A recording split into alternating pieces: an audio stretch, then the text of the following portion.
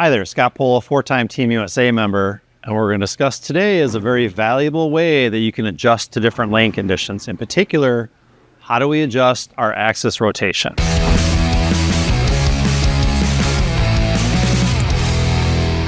Well, by definition, axis rotation is one that is 0 degrees.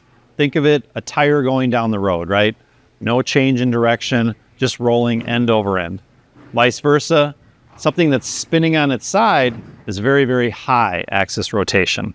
This video is going to show you ways to adjust to the lanes. In particular, we're going to get into little axis rotation. Another example is going to be when you have higher axis rotation.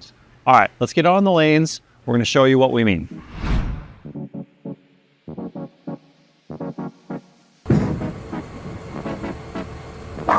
Okay, so here's a shot. We're just using normal axis rotation, and you can see how it's going through the pins very well with a flush strike.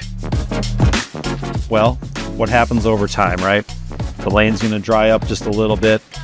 Here's a shot where we're going through the nose and we actually leave a big 4 split.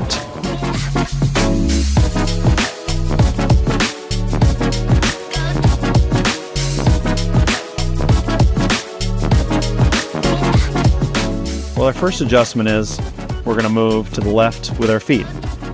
Chances are it's going to be a fairly large adjustment. In general, 3 to 5 boards with our feet, a couple with our target. Well, you can see the result was a 2, 4, 5, 7. So now we have a situation what we call is a wet dry, otherwise known as a cliff that some people use. This typically happens a lot on house shots when the wet dry is from side to side.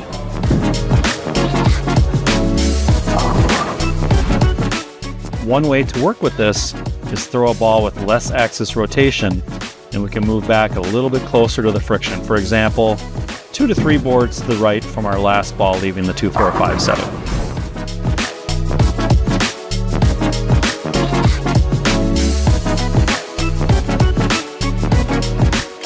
As you can see, the ball is a little bit more end over end, and it reads the oil much sooner and doesn't over respond in the dry.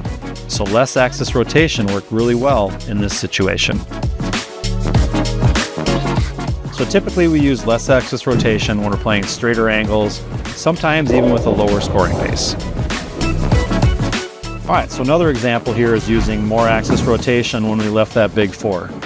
If you don't feel comfortable rolling the ball a little bit more end over end with less axis rotation, possibly you can move inside the lane, and higher axis rotation is actually going to be a cleaner reaction and respond a little bit more down lane.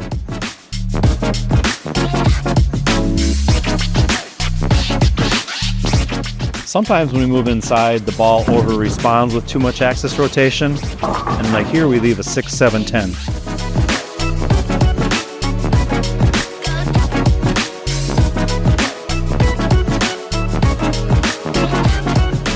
Another adjustment is move a little bit further inside, and you can tell that the ball will get through the oil really nice and hit the dry at the right time, throwing a strike.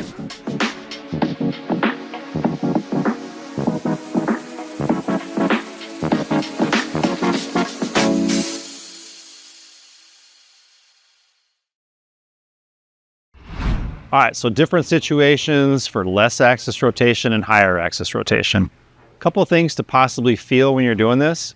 When you're doing that less axis rotation, really feel like you're coming up the back of the ball and your wrist isn't rotating a lot.